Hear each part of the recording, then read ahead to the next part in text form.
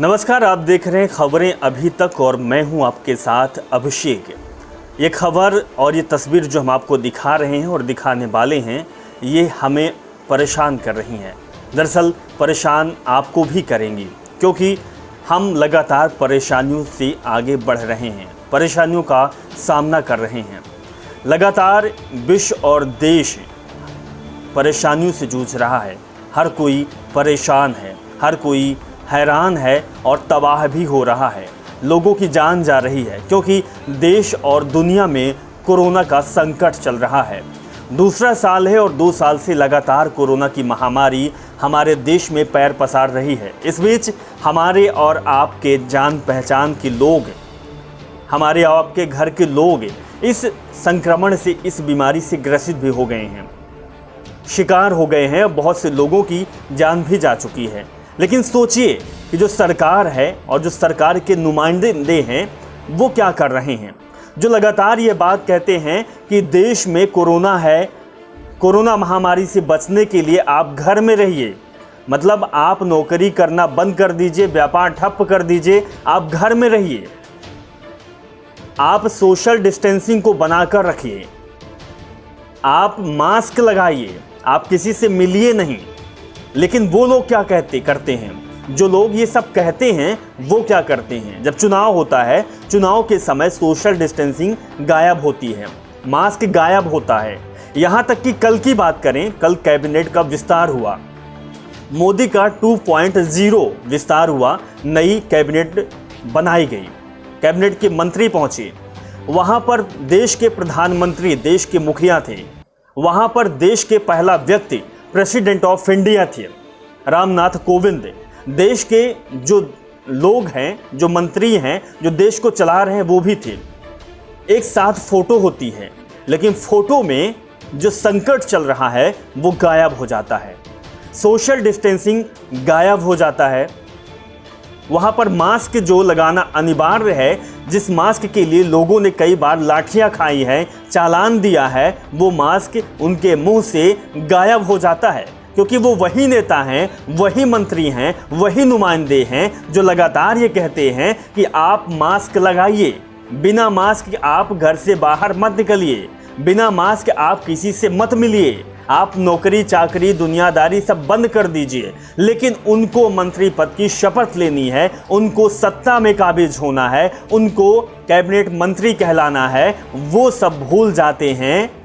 और शर्म की बात कहाँ पर आती है? शर्म तो तब आती है जब वहाँ पर मौजूद होते हैं मन की बात करने वाले देश के प्रधानमंत्री, वहाँ पर मौजूद होते हैं बड़े बड़े नेता, वहाँ पर मौजूद होते हैं बड़े बड़े सांसद। वो राज्यसभा के सांसद भी होते हैं, वो लोकसभा के सांसद भी होते हैं।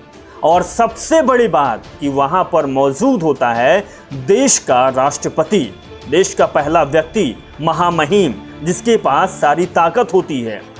लेकिन वो भूल जाते हैं कि विश्व में और देश में क्या चल रहा है। जहाँ पर हमारे देश में आंकड़े रोजाना के 5 से 7 लाख होते हैं जो लोग कोरोना संक्रमित होते हैं। हमारे देश का जो आंकड़ा होता है वो होता है मरने वालों की संख्या, जहां हज़ारों में होती है। बहुत से लोग होते हैं जो अस्पताल में अपना दम घुटा रहे होते हैं, ऑक्सीजन नहीं मिल पा रही होती है, दवाई नहीं मिल पा रही, किल्लत होती है, वैक्सीन का नंबर आता है, वैक्सीन नहीं मिल जाता है। लेकिन एक ही बात कहा जाता है कि कोरोना से बचना है तो मास्क लगाना है। लेकिन सोचिए, जो तस्वीर आपके टीवी स्क्रीन पर, आपके मोबाइल फ़ोन पर चल रही है, जो आप चला रहे हैं, इस तस्वीर में क्या कोरोना है? क्या मास्क है? क्या सोशल डिस्टेंसिंग है? लेकिन इसमें लोग कौन बैठे हुए हैं? देश के सबसे बड़े लोग, देश के सबसे बड़े पद वाले लोग, सबसे जागरूक लोग, पढ़े लिखे लोग, सत्ता वाले लोग, ताकत वाले लोग। लेकिन उनके पास क्या होता है? उनके पास सिर्फ वो नहीं होता जो लोगों को बांटते हैं। इससे आप समझ सकते हैं कि देश में क्या चल रहा है। और देश के वो